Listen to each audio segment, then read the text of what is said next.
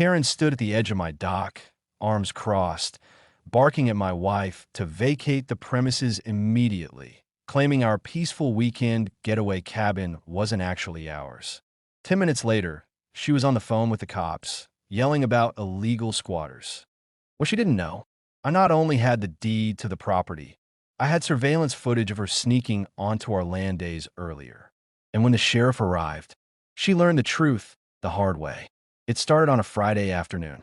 My wife and I had just pulled into our lake cabin, a quiet, secluded property we'd bought last year to escape the madness of HOA politics back home. But the moment we opened the cabin door, we knew something was wrong. There was a strange smell like someone had been cooking here recently. The trash bin was half full, and worst of all, there were wet footprints on the dock. "Did you rent it out?" my wife asked, confused. "No, never. It's our place." So I checked the cameras. I'd installed a set of motion-triggered surveillance cams around the property a few months back. Sure enough, I saw something shocking. A woman and two teens walking right into our cabin 2 days earlier. Using a spare key I kept under a fake rock. I recognized the woman.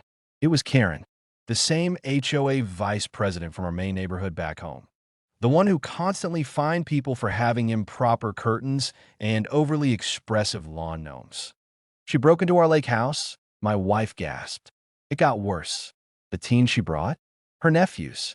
And they were seen jumping off our dock, opening our fridge, even sleeping in the guest room.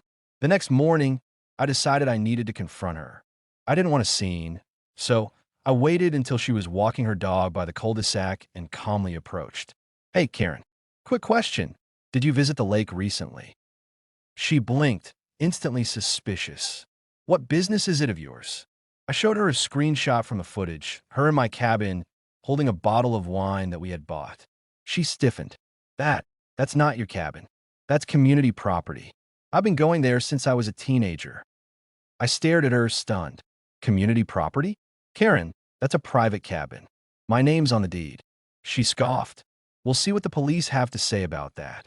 An hour later, my wife called out from the porch. "Babe." She actually called the cops. 2 patrol cars rolled up the narrow dirt road to our lake house. Karen met them in the driveway, loud and dramatic. "They're squatters. They don't belong here. This is a protected community cabin for members only. They refuse to leave." I stepped forward, calm as ever. "Officers, would you like to see the deed?" I handed over the folder with my name, purchase date, and tax receipts. Then I pulled out my tablet and played them the footage of Karen unlocking the door and treating the place like her own Airbnb. One of the deputies looked at her and asked, "Ma'am, do you have any documentation proving you own this cabin?" Karen's mouth opened, then closed. "I've just used it before. My family used to vacation here. That should count for something." The second officer replied, "Not in the state of Georgia, ma'am." What happened next changed everything. The officer turned to me and said, "Sir, would you like to press charges for trespassing and unlawful entry?" I paused, looked at Karen. She looked like a balloon that had just been popped. Even the dog seemed ashamed. "Not yet," I said, "but she needs to leave and never step foot here again." They nodded. Karen, fuming and humiliated, stomped to her car and peeled off down the road, tires skidding, ego shattered. The weekend was quiet after Karen's humiliating police encounter. Or so I thought. Monday morning, I got a notification from my security system. Motion detected at the cabin. My stomach twisted. I opened the live feed, and there she was again. Karen. She was in broad daylight, holding a giant trash bag, wearing gloves, and tried to remove the surveillance camera on the sidewall. "You got to be kidding me." I hit the speaker button. "Karen, you're on camera. Again." She jumped back like she'd seen a ghost. Then she shouted at the lens, "You're harassing me. This is still my family's land." I called the sheriff immediately.